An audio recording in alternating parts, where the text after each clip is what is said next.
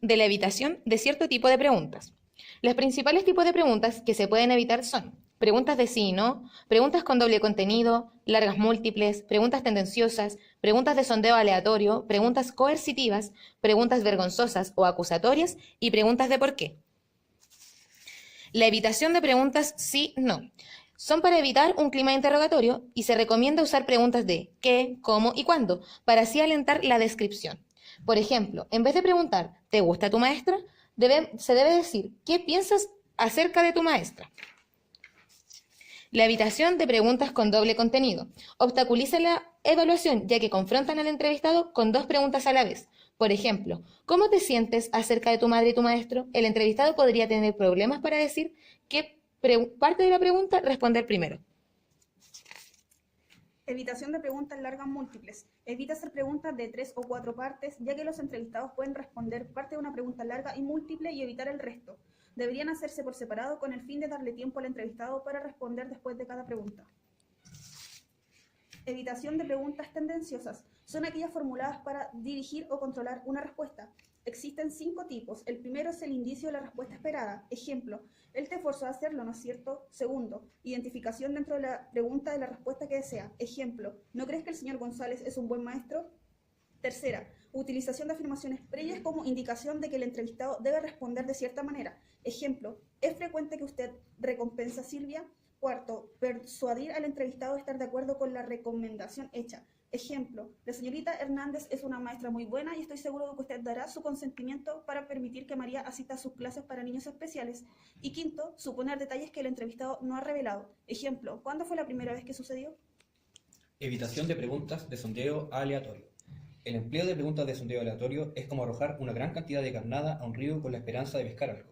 Los entrevistadores tienden a utilizar sondeos aleatorios cuando no saben qué deben preguntar. Por ejemplo, después de que un niño admite que se lleva bien con las personas en su escuela, el entrevistador podría decir, debe haber algo que no te guste o que te cause dificultades. ¿Qué hay acerca de los maestros u otros alumnos, o los periodos de recreo o las pruebas? Cuando haya dominado las técnicas de entrevista, estará en menor probabilidad de recurrir al sondeo aleatorio. Evitación de preguntas coercitivas. Es posible que los entrevistadores utilicen preguntas coercitivas para tratar de forzar a los entrevistados a ver las cosas a su modo. Dos ejemplos son, ¿estarás de acuerdo conmigo en que tu maestro tiene algunas cualidades, no es cierto? ¿Y por qué siempre le encuentra defectos a su hijo cuando parece tener muchas cualidades? Las preguntas coercitivas son poco profesionales e inhiben la comunicación. No force al entrevistado a aceptar su opinión. Evitación de preguntas vergonzosas o acusatorias. Formulación de preguntas que no avergüencen, ofendan o pongan a la defensiva al entrevistado. Que no produzcan en él un descontento o una desviación de la pregunta que se desee. Utilizar un tono de voz que no sea tan grave y fuerte, que sea claro para así producir la información deseada. Evitación de preguntas de por qué. Se tiene que evitar las preguntas que comiencen con por qué, en particular cuando se entreviste a un niño, ya que estos pueden reaccionar de manera defensiva, desviándose de la pregunta, ya que ellos la perciben como explicar o justificar su conducta, en vez de describir lo que condujo a ello. Evitando el comienzo de por qué en una pregunta, se puede ayudar a establecer el rapport.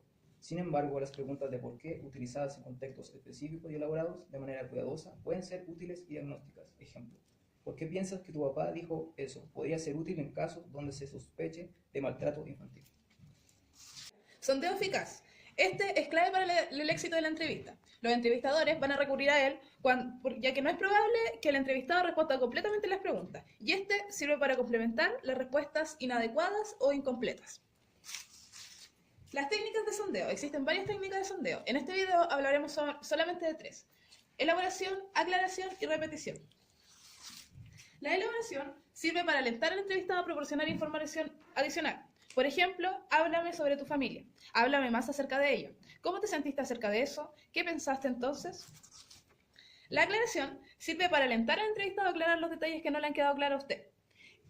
Como por ejemplo, ¿qué quiere decir con háblame más sobre? Bueno, dígame exactamente cómo se sentía.